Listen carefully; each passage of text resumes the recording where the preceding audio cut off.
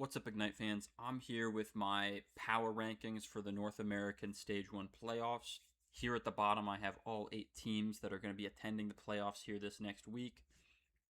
And let's get started. So, starting off with FlyQuest. We know FlyQuest is Tuesday and Friends. Despite the fact that they added Cart Lover and they brought in some better players, this is just the Tuesday show. Melio hasn't really been around. He has been around, but it feels like the deciding factor of every FlyQuest game so far has been how hard can they pocket Tuesday and how does Tuesday play. I'm putting them up in the high 8s here because FlyQuest, obviously, season 8.5 is a hit scan season. We have, a lot of emphasis on triple support, which is something FlyQuest was already moving towards, to pocket Tuesday.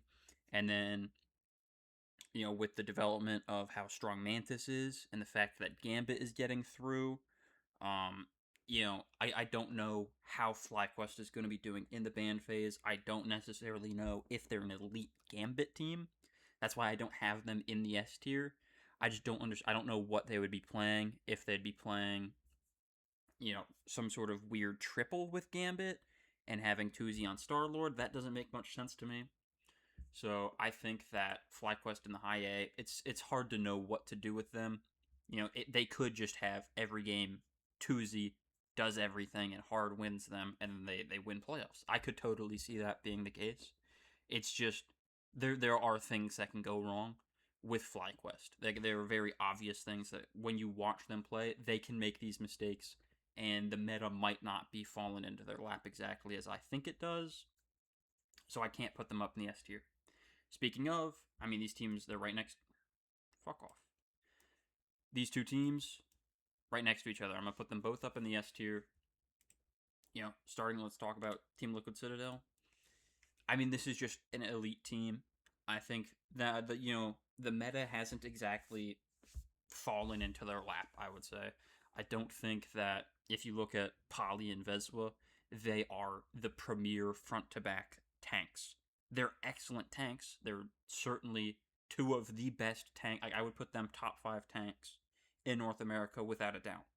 But they aren't, Emma group tanks. They can play them and they can play them well.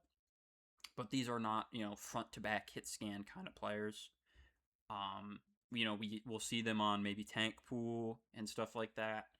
I don't. I'm curious to see what Liquid Citadel is going to be playing, what sort of compositions they'll be running. Speedery maybe on Ultron more often. I'm really curious about what's going to happen, and depending on what sort of compositional changes they've done and how they play, Liquid is pretty much a slot in for a free win. And I can say the exact same things for Swamp Gaming. I'm pretty sure, Krasmang and Scatter are both excellent front-to-back players. They can both, wherever the meta goes, they can play whatever tank they need to at a high level. You have the best Wolverine in the game. Well, the best Wolverine. Honestly, I can't even say that because Liquid Citadel has energy. It's just that they're putting energy on hit scan. He's in hit scan jail, so he's not going to be playing Wolverine, which means Daze is the de facto number 1 Wolverine in North America right now.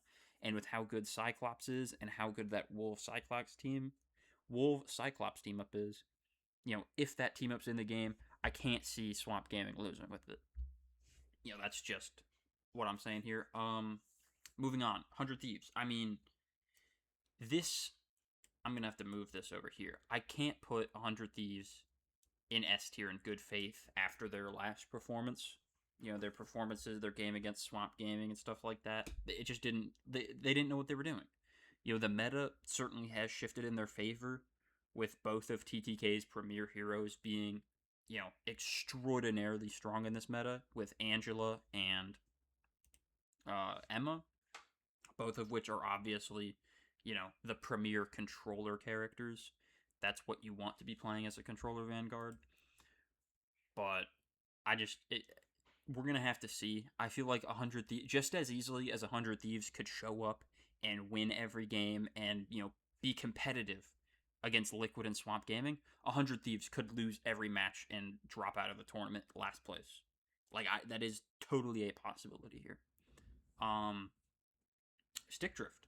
This team surprised us. I think, their first game of Stage 1 group stages against TSM was close. Stickdrift almost lost to TSM. That's embarrassing. Like, Bedtime Story dropped like 60 kills in a single match against the Stickdrift team.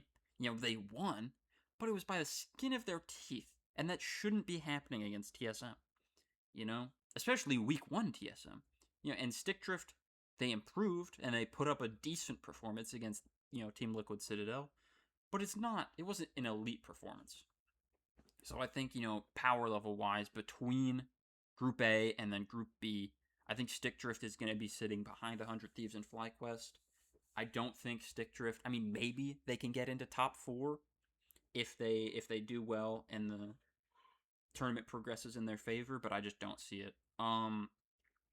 Surprisingly, moving on to Sentinels, I think this might be the worst team. I think it might be. I think Sentinels might just be the worst team that made it to playoffs. They're probably tied with TSM. I would put them slightly above TSM, maybe. But Sentinels is just, I don't know, man. I have zero faith in this team whatsoever. Like, you already know they're going to be trying to force Rymazing onto triple support. He's going to be playing stupid shit. They're going to be putting him on Ultron, and it's not going to look good. They're going to have Yusher as their hit scan when they have Vision. I still don't understand why Sentinels picks up Vision from Nightmare and then don't play him. Vision is one of the best hit scans in the world, and they're just letting him ride to the bench while they play Yusher. And don't get me wrong, Yusher is an elite hit scan player, but he isn't Vision. I swear if they put Vision in, they would absolutely dominate. They would have done so much better in this past stage, in the group stages, if they played Vision. But Sentinels refused to play Vision for who knows what reason. I would not want to put them at the lowest. I said I was going to, but TSM, you can't have faith in this team. I'm going to be totally honest. Like, they beat Space Station Gaming, which was a good win for them, but I don't have faith.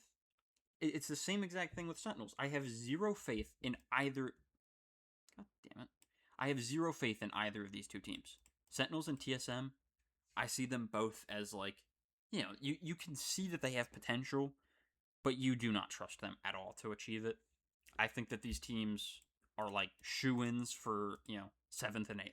Both of them. Yeah, we lost. Could go anywhere from A tier to C tier, I think.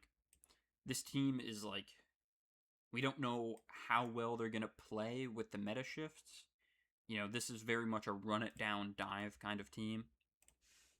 And, with the nerf of Black Cat and the nerfs of Daredevil, we don't know what's going to happen here. I can't. They're just like they could ruin any team above them. They could ruin their chances to win. I could totally see, we lost, getting an upset over 100 Thieves or FlyQuest or something like that. But it's just, you can't trust them to do anything, I'm going to be totally honest, unless they sub in Quackly. Let's get some Mr. Fantastic. If they subbed Quackly, easy S tier, instant win. They would go ahead of Team Liquid Citadel. But, they're not going to sub in Quackly because they're too scared. Yep. That's my playoffs power rankings. Thank you for watching.